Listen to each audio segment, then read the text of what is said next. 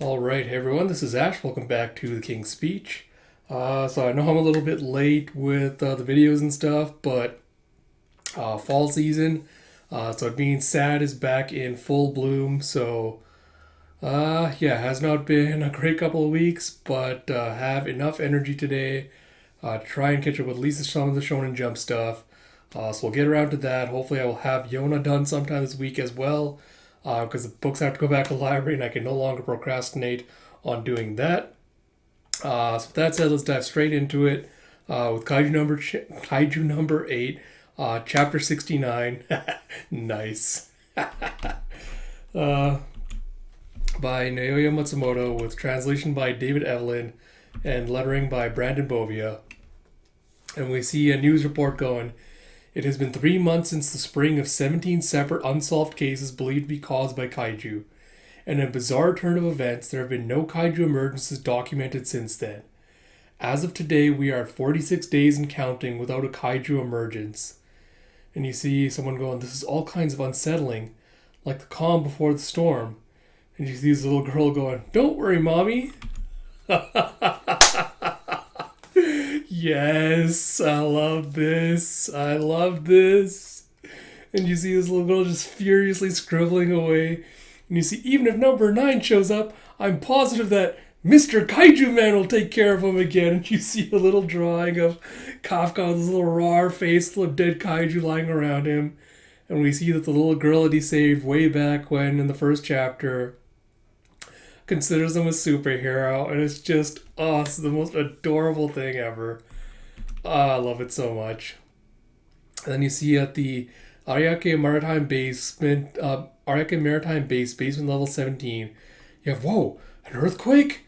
As you see something shaking. You have, that's Captain Narumi and nice. That's Captain Narumi and Officer Shinomiya. They've been holed up in the power suit practice room for the past few days. See, so this is what training between two people equipped with numbers weapons is like? And you see a gate labeled 17, you hear a rumble and shaking and a doom as the two of them are going at it. Jeff, yeah, the fate of the nation is on the line. The largest joint training exercise should be happening around now on Daini Daiba. And you see 1st and 3rd Division joint practice grounds. And you see them carrying out weapons drills, firing off some cannons. And you have shooting accuracy means everything when battling a superior foe. Platoons, align your lines of fire and increase piercing power. And you see, I assume that's Mina along with her crew just firing off some guns. And you see a doom, prap. And you see Kafka facing off against Hoshina, who's holding like one of those little kicking mats in front of him. And Kafka takes a fighting stance, and with a bam, he moves forward with a right straight punch. And you see a tinge, shift, as Hoshina is being pushed back a little bit. And you see Kafka going, that was a good shot, wasn't it, sir? It had force. In fact, I could feel it in my bones. And you see Hoshina going, change, as he tosses Kafka the map. And he goes, huh? And you see a bagoosh as he does the same punch. Except his sends Kafka just flying backwards. And he goes, you're still not there. Okay, lunchtime.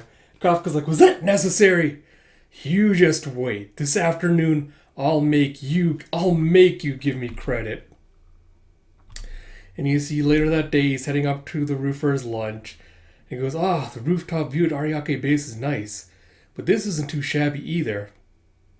It's like, now then, where should I have my lonely gourmet lunch? As he's looking around, he spots Ashura sitting on a nearby bench, quietly eating her lunch. And he spots an empty bench right next to her, and he's just like, nope, no way, can't just eat next to the captain. And he turns around and tries to slink away. And she goes, where are you going? Don't be shy. And he just goes back to munching on her meal.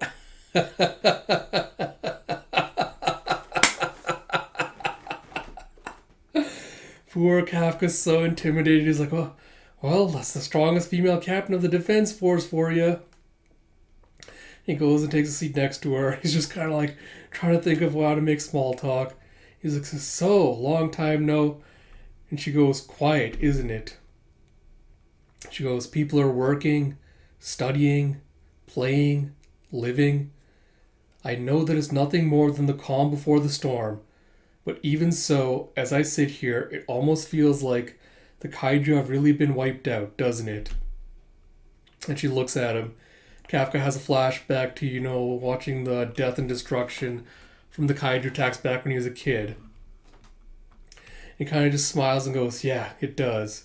And he's like, oh, I meant, yes, it certainly does, ma'am. And she hides a snicker and goes, you can drop the formalities for now. We're the only ones here. And he goes, nobody's game getting broken, nobody's cat getting killed. These are the kind of days I wish would never end. It's like back in the day, he would bolt straight to me whenever an alert sounded. From a different school building. You see Kafka just come screech sliding in as he goes, Mina, we're going to a shelter now! And they're like, as all her classmates are a 6th grader? She's like, to be honest, it was embarrassing. And Kafka just spits out his drink. He's like, well, in retrospect, yeah. It's like, but you were the vice captain of the Kafka Corps. Being captain was only natural and I'd worry about you. And she goes, yeah. Whether it was at shelters or in walking with the other kids to school, you were always at the very front, being everyone's captain. You see Kafka, just a little flag, marching in front of them. He's like, even though you were scared yourself, and you see them when they're hiding out in the little underground bunkers, and you see a shishum that's shaking from the kaiju attacks, and you can see Kafka's hand kind of shaking. He goes, you'd always smile and give me reassurance. It felt like if a kaiju were to show up, you'd take care of it. Strangely, it alleviated all my fears. It's like, wow, seriously? It's like, I was one heck of a kid, huh? She goes, you haven't changed. You ended up saving the Tachikawa base. Kafka, Hoshina told me about your decision. It's like, I've gotten stronger. I don't need to hide behind you anymore, so you don't have to bear the weight alone. We made a promise, didn't we? We said we would wipe out the kaiju together. He's taken back for a minute before he goes, yeah, as he thinks of number 9. And he goes, yeah, we sure did. She goes, I'll be heading back. And as she goes, closes the door, she kind of rests against it for a second, going, he hasn't changed one bit. And neither has that smile he flashes when he's pushing himself too far. And you see as she's heading down, Kafka's still sitting there contemplating. And he goes, what's going to happen from here on out? Will I be able to beat that monster? So we'll just, and you see, I'm thinking back to telling her, we'll just see which of us becomes the cooler officer. He goes, no, I have to beat him for the sake of the future. And you see in Shinjuku Ward Kabukicho, you see this Kikoru looking clone with like this dark ass hair and this black uniform just on her phone. And these two guys come up behind her and go, hey, waiting for someone? How about we grab a bite to eat? You can bring your friends. And she turns around and goes, sure thing. God damn it. Oh, shit. And you see veins just popping out. Her eyes go pitch black, like the sclera go pitch black. And she goes, I was just about to call my friends. And Jeff, what? And you see it's one of the kaiju that we saw before. It's a little ballerina brain looking one. And as she transforms, you see, I don't know if this is like actual spikes or if this is kind of like a psychic signal effect thing, which you see like this web of neurons just shooting out, piercing everyone nearby with a doomph. It looks like it's actual spikes because like you see these black like little dots, which feels like it's actually piercing through people. So I don't know if she's actually going to kill them, like turn them into zombies or whatnot. But she just lets out this primal scream as you have episode 7 Cataclysms. And you have a to be continued. Oh, alright. So finally setting off into the next arc. Looks like we've had a small time skip, like a little over a month and a bit now. And you see that everyone's been kind of training hard to adapt to the new numbers, weapons, and everything, and Kafka's kind of getting used to the kaiju martial arts stuff. So I'm really excited to see like the debut of both Shinomiya and Narumi's new, numbers, weapons, and powers. Uh, I really appreciate the fact that not only are we seeing progress with Kafka with the martial arts, we finally see him actually having a conversation with Mina after like however long since they're falling out from him not having joined the defense force. And it was hilariously awkward given time and distance and everything between them. So that was kind of adorable. Kafka continues to be super relatable in that regard. And you see them reminisce. It was nice to see them like reminiscing a little bit and kind of reaffirming their goals and dreams, like what they're striving for. And again, like this is one of the things I'm really hoping pays off in Kaiju, because a lot of other series kind of like half-ass the whole idea of like the friendship part, especially where it's always down to the one person to kind of handle all the big problems themselves. But I like the fact we're kind of seeing a re-emphasis and continually, re-emphasis on the fact, that everyone's saying like, don't shoulder the burdens by yourself, or don't try to shoulder all these burdens by yourself, rely on your friends.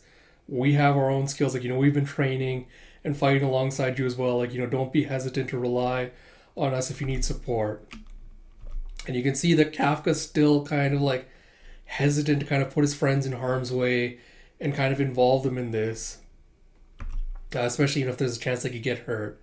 So I feel like we'll definitely see some development with regards to that.